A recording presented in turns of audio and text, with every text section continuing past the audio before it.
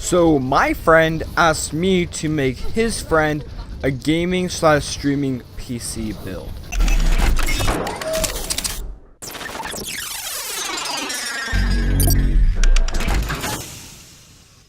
So my friend texted me the other day and he goes, well, my friend wants a gaming PC that he can not only play games on, but he can also stream games like League of Legends, some really low-key titles. So I said, alright, I got you, man, I got you, I'll help you out. So I came up with the following. Let's start off with the storage. So for the storage, I went with the 1TB Western Digital Caviar Blue 1TB device. This stuff is great. I actually do not have one of these personally, but the last build I made, I actually put one of these in. I actually sold that to a friend. And my hard drive right now, it was questionably failing. So I am going with Western Digital because they are pretty cheap, but they're also really well known for making long-standing hard drives, ones that are good, ones that last a while. And this guy does not have a whole lot of money to be spending on computer parts, so I think this is gonna be great for him. He's gonna be able to have this thing for a long time, and he'll be able to kind of keep a low profile as far as games go and how big they get. For the RAM, I went with the G-Skills Ripjaws V series, one stick of 8GB DDR4, 2666 memory. Wow, that is a mouthful if I do say so myself. $50, just under $50 for DDR4 RAM, one stick, which is actually what I started out with when I created my beast of a gaming build. I do now have 16, but he can upgrade to that because it is only $50. RAM is getting cheaper and cheaper and cheaper, and RAM is RAM. I've always said this, RAM is just RAM. If it works, it works, and if it doesn't, you get a new piece. That's all it really is, and G-Skills is great. I don't have any problem with G-Skills. I have G-Skills, and they are perfect. I don't have any problem with them. They are awesome, and again, RAM is RAM, so you really can't complain here. Let's talk about the heart of the gaming portion of this build. So I actually went with the GTX 1050 Ti 4GB video card by MSI. Now, if you guys haven't seen my other videos, I absolutely love MSI. I give a whole lot of praise to MSI because MSI is great. Whatever they do is perfect. I swear to God, the people at MSI are geniuses. The MSI 1050 Ti though is great because it doesn't quite hit that VR market where you're hitting $200+ on a card that you will not really use. At least this guy won't really use because he's not going to do VR. So this card actually hits a sweet spot because it's going to do really well in games like League of Legends and Fallout 4, but it's not going to have, it doesn't have the price tag of being a VR ready card. That's an awesome little threshold to be in, especially for someone who again isn't going to do any VR. This guy does not have the money or the funds to spend on random entertainment equipment. So he is going to be able to play games at 1080p at great settings, at great FPS with this card, but there's no need to spend $250 on a card that's not going to do VR. Now, my build is contradictory of that because I don't have a VR, but I have a 1070 and I have 1080p monitors. I have a 1070 that's 1440p, but I have expendable income for that. So this guy is actually perfect for this kind of threshold of build where you're spending around $600 or $700 and you want to stream, you want to play games at higher qualities. The 1050 Ti is great for that. It's absolutely perfect. Man, I can talk about GPUs forever, but let's move on to the CPU, which is basically the streaming center of this build. Now, I wanted a budget-oriented build. I wanted one that would be able to stream games like League of Legends, like I said, which is not a very intensive game, but I wanted him to be able to stream at good settings as far as the stream goes and as far as the game goes. So I went with the i5 6400. Now, this does have a boost clock on it, so it does get boosted to 3.3 gigahertz if I remember correctly, and it's stocked at 2.7, which is slow, at least for today's standards. But the 6400 is actually probably a little bit more of a beast than you think. It's the same thing as the Pentium. The Pentium is probably one of the better CPUs out there as far as budget goes for strictly gaming because of how overclockable it is and how expendable it is, really.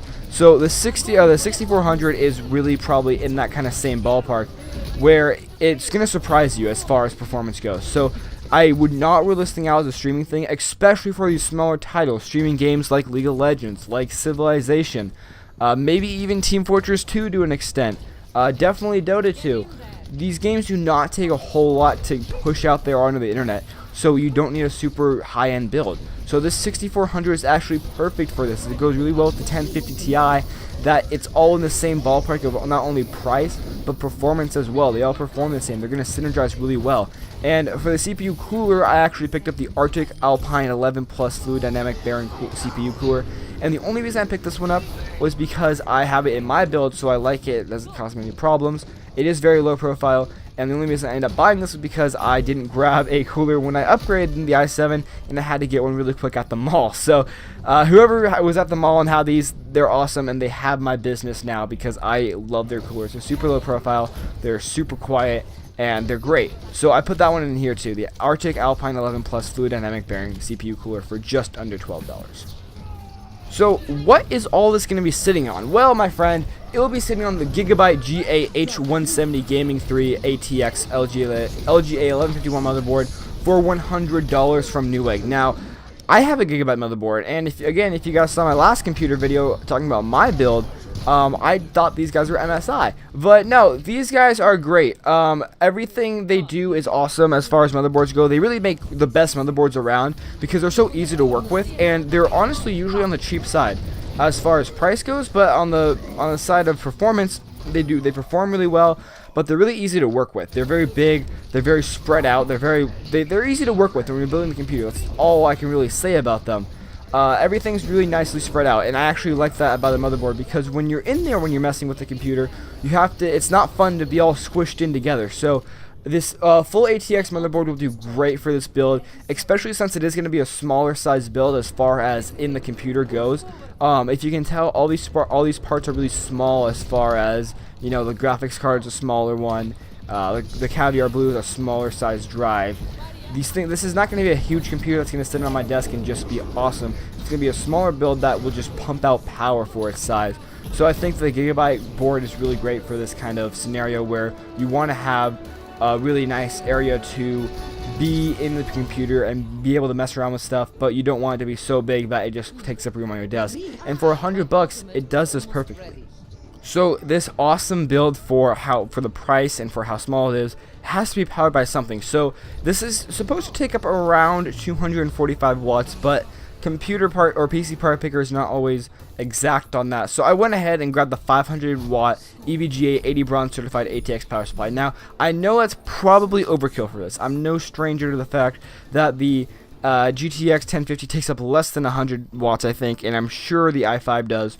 So it's not that big of a deal. Honestly, the 245 watts is not huge, and if you wanted to save money, you could probably tone this down a little bit and get a 300 watt power supply, but by then they start going down in quality, and it's really just not worth it. So this 500 watt EVGA power supply is great because EVGA does make great power supplies. Them and Corsair make some awesome PSUs that last forever, and this is awesome. This is perfect for the build because it gives you plenty of room to expand in the future. If you wanted to get a 1060, if you wanted to get an i7, if you wanted to get more RAM, or if when he does get more RAM, whatever you need to do, it's great for that because of how big it is and how much room. You're basically only using half the power supply, and you're using less than that. It's sitting here at 245 watts, it says here on PC Part Picker. So you're using less than half of it, and it's going to perform well, and that means it's going to last a lot longer too. Last but not least, you have the part that everyone sees. We're talking about the case here, and I went with the NZXT 340 S340 black ATX mid-tower case. It's about $70, and NZXT makes some great cases. I have not used them personally, but I have seen their cases. I've seen all their reviews. I definitely know about them, and I know they make some pretty awesome cases as far as design and quality goes. So they really struck a nice little balance there, and for $70, this case looks awesome. I'm going to look at it right here. This has a side panel case, side window panel, and it looks really cool. It does not include a power supply, which is fine. It is obviously black, and it does have two 2.5 inch bays and three 3.5 inch bays. So that means you can have two SSDs and actually up to 3 hard drives at the same time. And when you're sitting at a $600 budget and you get this case, that's awesome for expandability as far as storage goes. If you want to play Witcher 3 and GTA and play Dishonored at the same time as you play Assassin's Creed, you can do that because of how much expandability this case has as far as storage goes. So this is awesome. It's a great case for $70, and for the under $700 price tag, it's even better. I could talk about computers all day long, but then this video would never get uploaded. So with that, I want to tell you that the whole price of this was about $640 here on PC Part Picker, mostly from SuperBiz, some from Outlet PC, and some from Newegg. But mostly from SuperBiz, and sitting about $640, just under the threshold of $700. So we're well good to go there. So I hope you guys enjoyed this video. Give it a like if you'd like to. Give it a dislike if you disliked it, and then go down in the comments below and tell me why you rate it like you did. And I'll see you guys in the next video.